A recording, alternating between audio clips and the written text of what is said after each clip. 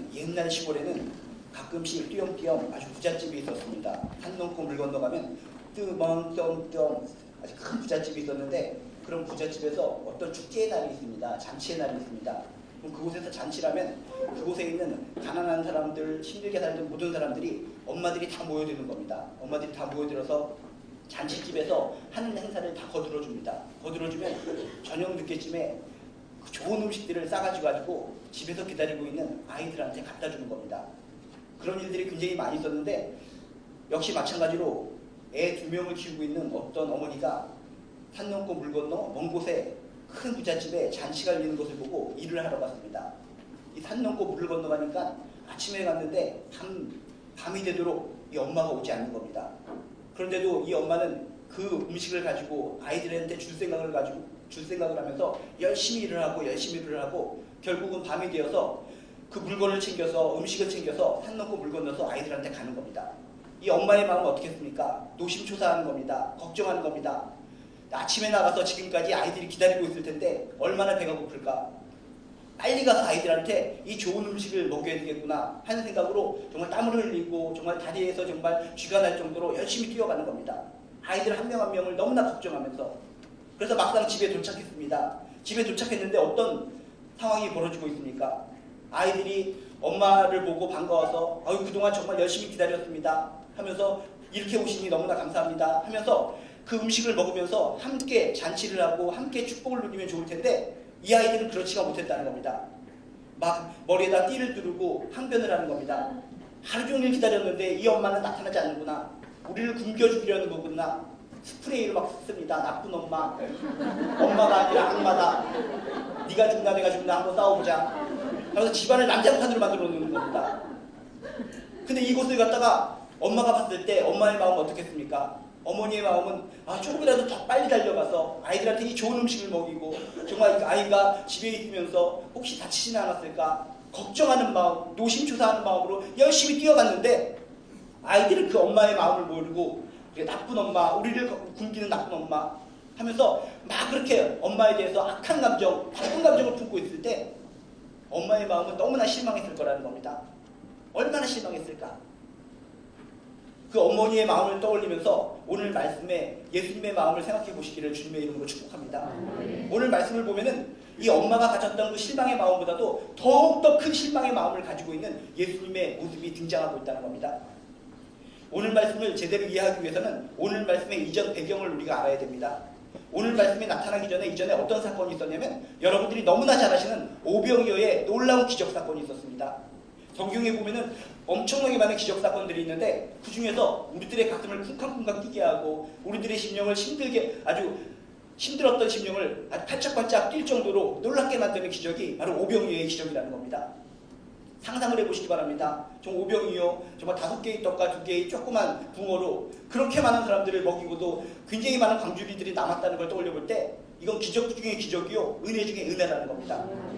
그런데 우리는 체험도 하지 않고 상상만 해도 너무나 신나고 즐겁고 하나님 아멘, 예수님 아멘 이런 고백이 나오는데, 제자들은 어떤 사람들입니까? 옆에서 직접 그 기적을 목격하고 체험하고 기적의 것들을 나눠준 사람들이 바로 제자들이라는 겁니다. 이 상황을 우리는 꼭 기억하셔야 됩니다. 근데 이렇게 큰 기적을 베푼 이후에 예수님의 행동이 참 재미있습니다.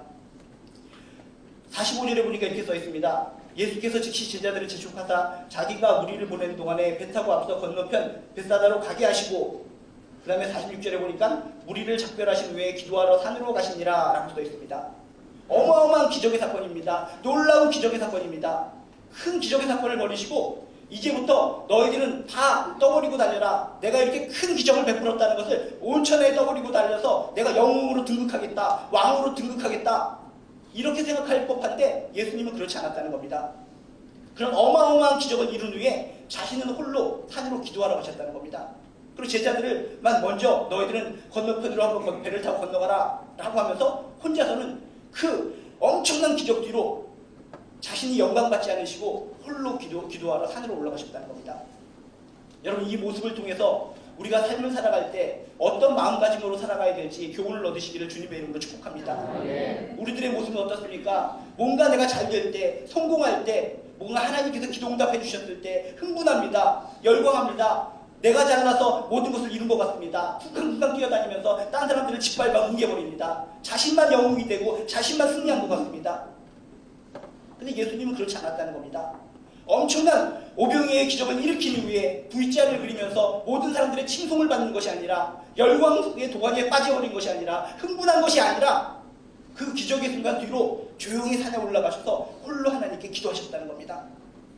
여러분, 이런 모습을 본받으시기를 주님의 이름으로 축복합니다. 네. 하나님께서 여러분에게 응답하시고 성공 주시고 결실 주시고 열매 주실 때 흥분해서 내가 잘난 것으로 알고 교만해서 살아가는 것이 아니라 무릎 꿇고 겸손하게 하나님께 기도하시기를 주님의 이름으로 축복합니다. 네. 그런 자를 하나님께서 들어 쓰시고 더욱더 큰 축복을 내려 주실 줄로 믿습니다. 네. 이 시대의 많은 교회들과 많은 교인들과 많은 목회자들과 많은 직분자들의 문제가 무엇입니까? 하나님께서 은총을 주었더니, 기적을 주었더니, 능력을 주었더니 경고망동하게 행동하고 교만하게 행동하다가 지금 다 하나씩 무너지고 있는 거 아닙니까? 현실을 직시하시기 바랍니다. 하나님은 정확하신 분이십니다. 잘 될 때, 우리 교회, 나라 교회들이 부흥할 때 우리들은 오히려 그때도 기도했어야 했습니다. 무릎으로 하나님께 나아갔어야 했습니다. 그런데 우리 교회들은 그렇지 못했습니다. 교만했습니다. 여러분, 우리들만이라도 이 사실을 아시고 우리들이 잘 될 때, 응답받을 때, 힘이 넘칠 때, 풍성할 때 오히려 무릎으로 하나님께 나아가는 여러분들 되시기를 주님의 이름으로 축복합니다. 아멘. 그런데 문제는 여기서 발생하는 것이 아니라 제자들에게서 발생합니다. 이렇게 예수님이 기도하러 산에 올라가셨을 때 제자들은 지금 배를 타고 이 호수를 건너서, 바다를 건너서 건너편으로 가고 있는 과정입니다.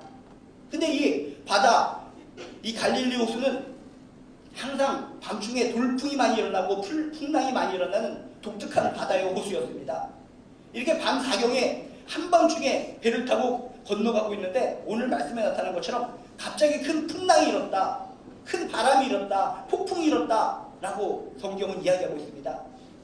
실제적으로 당시나 지금이나 갈릴리 바다, 갈릴리 호수에 가면 한밤중에 돌풍이 몰아닥칩니다. 폭풍이 몰아닥치면 큰 배라고 할지라도 한순간에 뒤집어지는 현상이 많이 발생했습니다. 그래서 많은 사람들이 배를 타고 가다가 가끔씩 죽는 사람들이 굉장히 많았습니다. 그래서 지금도 갈릴리 바다에 가서, 호수에 가서 막 이거 스킨스쿠버들이 들어가서 막 쑤시고 다니면은 시체들, 썩은 막 이런 뼈다귀들이 막 굴러다닌다고 합니다. 예로부터 하루도 많은 사람들이 죽어나갔기 때문에. 그럴 정도로 무시무시한 이 갈릴리 바다, 그 한밤중에 지금 강을 건너고, 이 바다를 건너고 있는데 풍랑과 폭풍, 공포의 상황이 연출되었다는 겁니다. 머릿속으로 떠올려 보시기 바랍니다. 잔잔하던 그런 호수 물결, 바다 물결이 풍랑이 몰아치고 조그만 배 한 척이 막 뒤집어질 듯한 그 광경. 그것을 예수님께서는 해안으로 바라보셨다는 겁니다. 그 모습을 바라보시고 성경에 보면 뭐라고 써 있습니까? 48절에 바람의 거스름으로 제자들이 힘겹게 노젓는 것을 보시고 밤사경쯤에 바다 위로 걸어서 그들에게 오사하라고 써 있습니다. 예수님께서는 모든 것을 다 아시는 분인 줄로 믿으시기 바랍니다.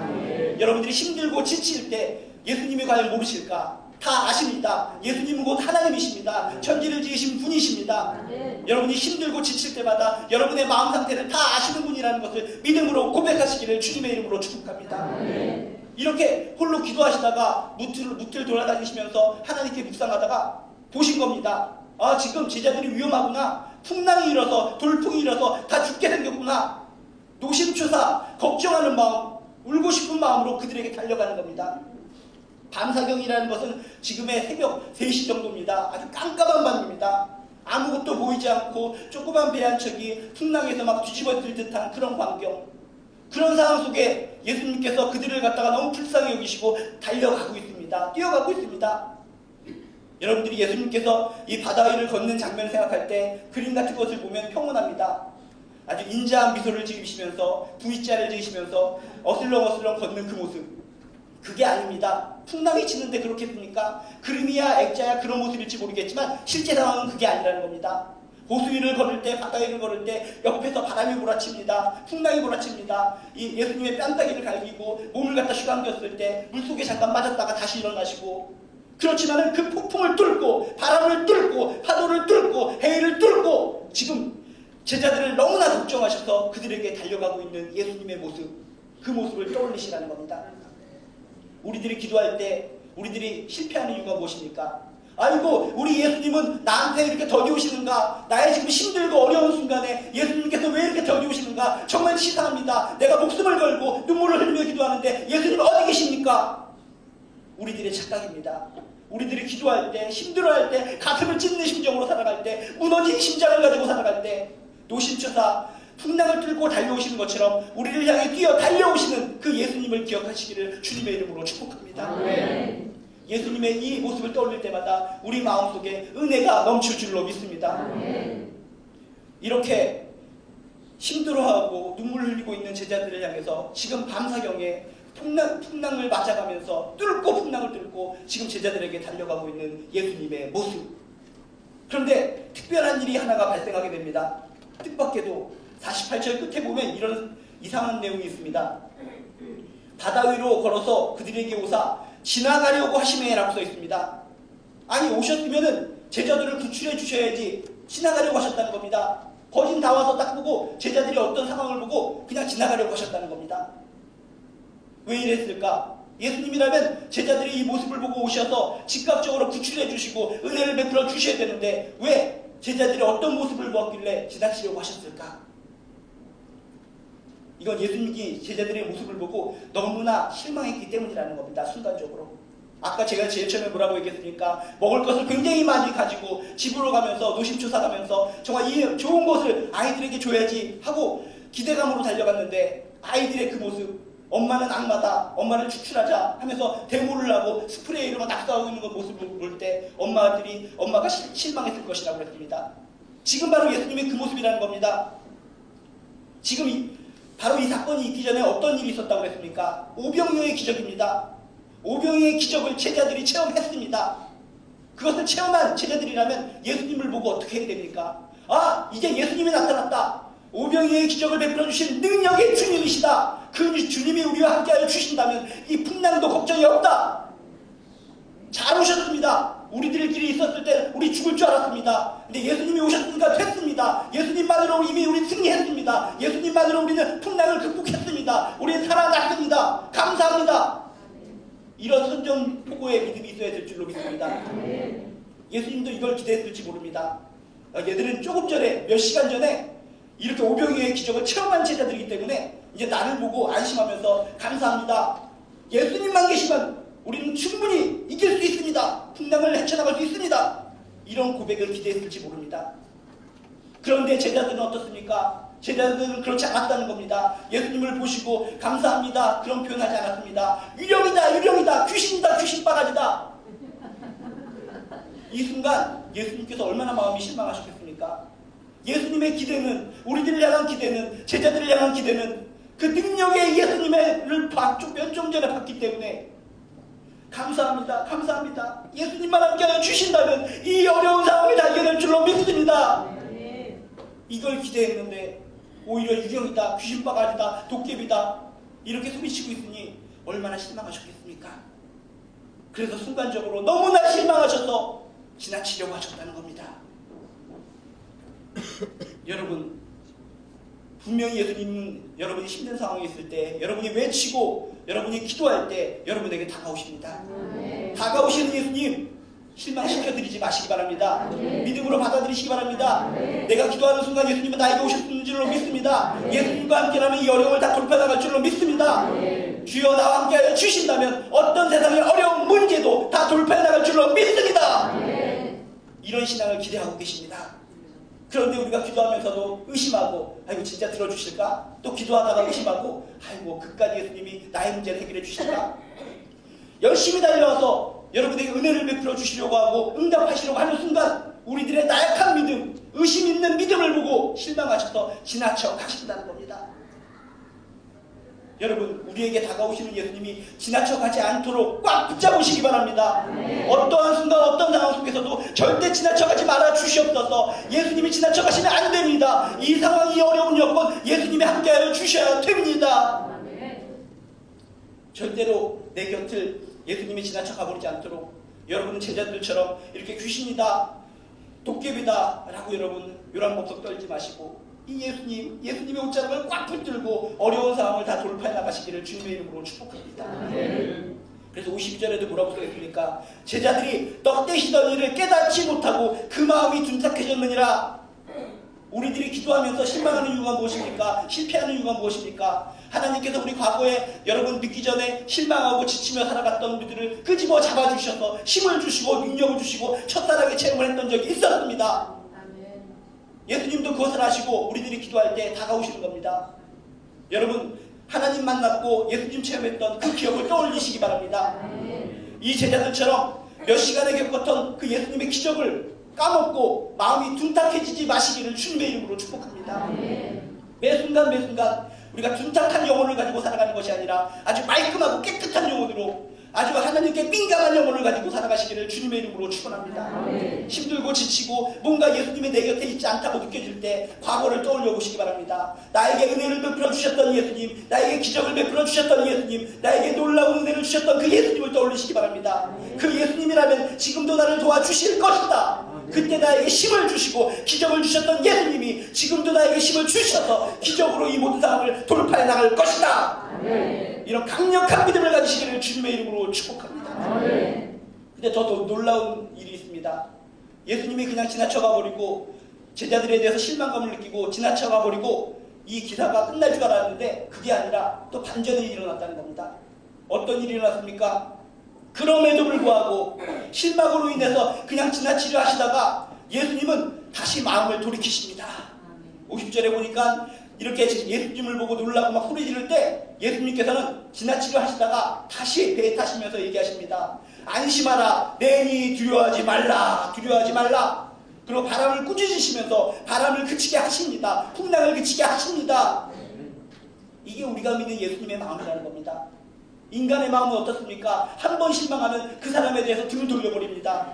여러분 지금까지 살아오면서 사기당하고 배신당한 적 있지 않습니까? 그 사람 얼굴 보고 싶습니까? 보고 싶지 않습니다. 등 돌리고 평생 살고 싶습니다.